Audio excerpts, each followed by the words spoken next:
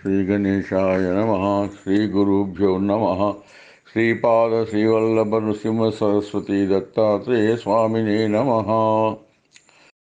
దత్తుని యొక్క మూడవ అవతార రూపము దత్తప్రభువుగా దత్తమ రూపం. కార్తీక బహుళ పాడ్యమి రోజున అత్రివరదుడై గురుదేవదత్తునిగా సాక్షాత్కరించి ముందు ముందు ఈ రూపంలో వెలసిల్లగలనని తెలిపి ఉన్నాడు. అయినప్పటికీ వారి ఆశయం తాపత్రయం తీరలేదు. కాబట్టి తపస్సు ఆగకుండా కొనసాగుతూనే ఉంది.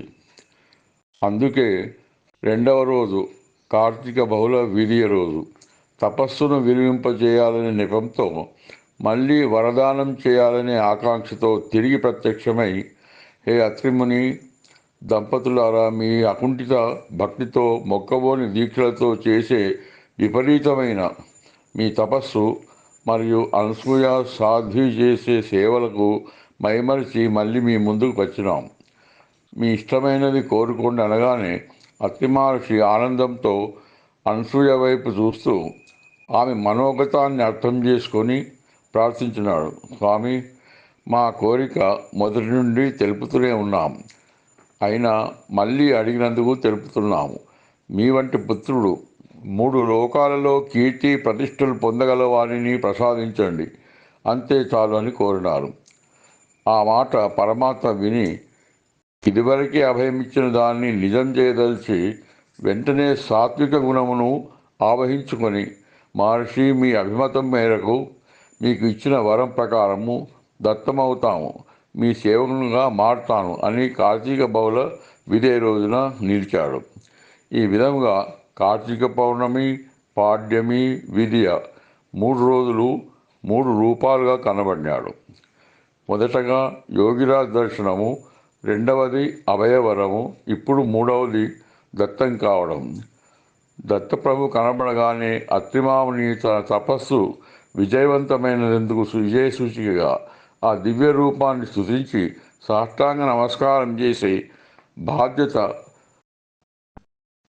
భార్యతో పాటు కలిసి, దేవా, మీరు మా మనసులోని కోరికను గ్రహించి స్వయంగా దత్తమవుతున్నట్లుగా చెప్తున్నారు, కానీ మా కోరిక మాటలతోనే సాగుతుంది, ఇంకా చేతల్లో సాధ్యం కాలేదు. కాబట్టి మాకు పుత్రులుగా జన్మిస్తేనే కానీ మాకు తృప్తి కలగదు.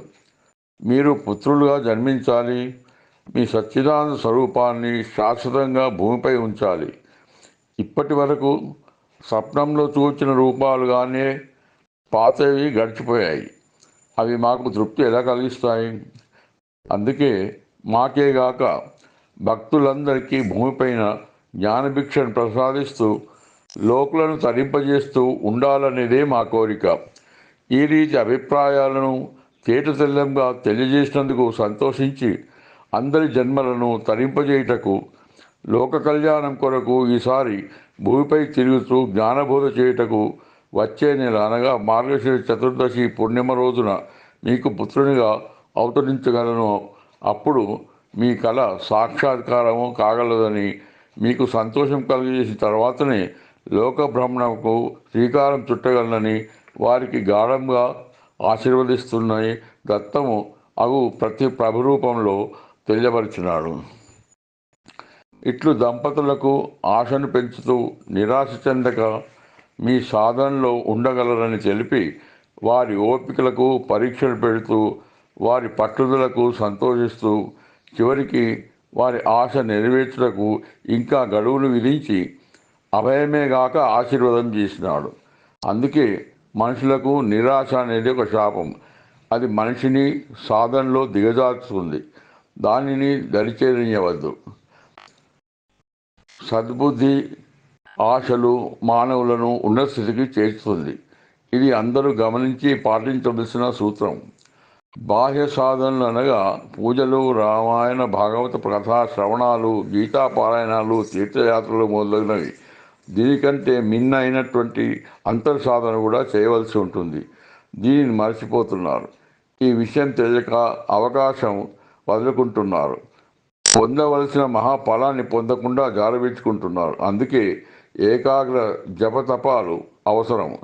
ఒక ఆశయం సాధించాలంటే ఓపిక పట్టుదలే ఎంత అవసరమో అగ్ని దంపతుల వలన మనం తెలుసుకోగలము. వికారం కలగని మనసుతో చేస్తూ ఉంటే ఫలితము ఒలిచిన పండును చేతిలో పెట్టినట్టుగా ఉంటుంది. తపస్సు అనేది విరామం లేనిది.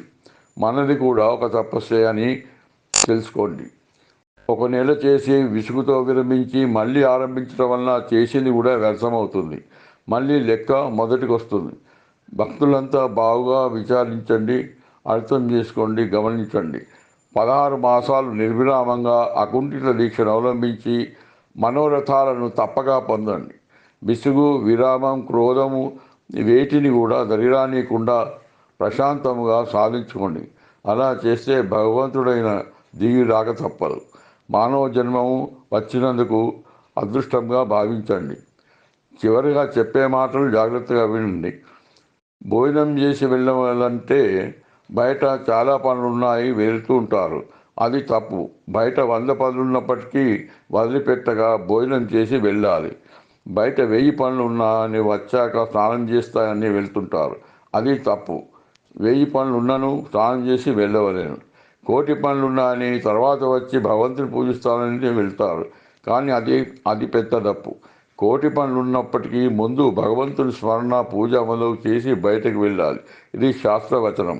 అందుకే అప్పటి వాళ్ళు అన్నీ సాధిస్తూ శాస్త్ర ప్రకారం నడిచినందున ఎంత సంతానం ఉన్నా, ఉద్యోగం లేకపోయినా ఆనందంగా సంసారం చేసేరు.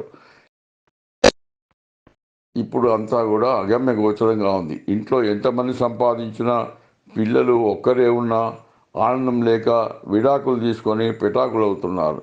దీనికి అంతటికీ కారణం విశ్వాసరాహిత్యం, భగవంతుడిపై భక్తి తరిగిపోవటం, గౌరవ మర్యాదల భంగము, సనాతన ధర్మం నాశనం చేస్తున్నారు. డబ్బే ప్రధానము. అదే చుట్టము, అదే బంధువు, అదే మనిషి రూపము, అదే మనిషిని శాంతి లేక చేస్తుంది. భగవద్ అనుగ్రహం ఉంటే సర్వం సాధనమవుతుంది. దానిని పొందండి. ఆలోచించండి, విచారించండి, వివరించండి, సాధించండి. సర్వే జన సుఖినో భవంతు. తత్సత్ సర్వ బ్రహ్మార్పణమస్తు. అవధూత చింతన శ్రీ గురుదేవ దత్.